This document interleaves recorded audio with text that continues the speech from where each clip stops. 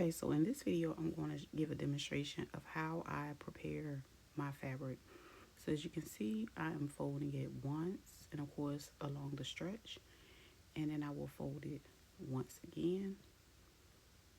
Okay, and then I'm going to lay this down, and whatever your pattern of choice will be, I generally use a t-shirt,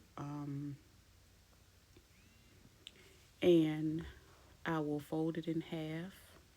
And of course, the folded side will be facing the folded side of the fabric as well, like the front part of the t-shirt, that part right there. And this side is open. So as you can see, I'm going to take the t-shirt and I'm going to lie it down. You can trace anything. You can trace a dress that you like the length of it or whatever. But I'm just using the t-shirt for this.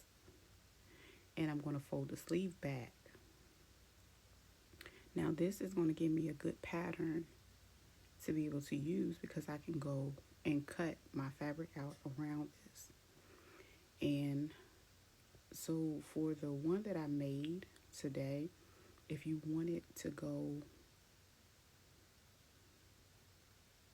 as you can see, I'm gonna move that over some because I want to get a good cut.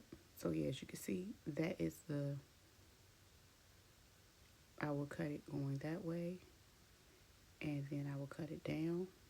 And if I wanted to go out, I would cut it outward. And if I wanted to go straight down, I want to cut it straight down. And that's pretty much it.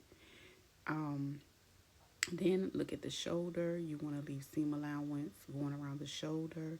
Then you want to figure out how long you want the front to be as far as the neckline. And I measured the neckline all the way down because that's how I got the length of the hoodie. And I pretty much, for that one, I went and cut it straight down. So if this is the best way I can explain it, because I did not tape that part. I just kind of went ahead and cut it.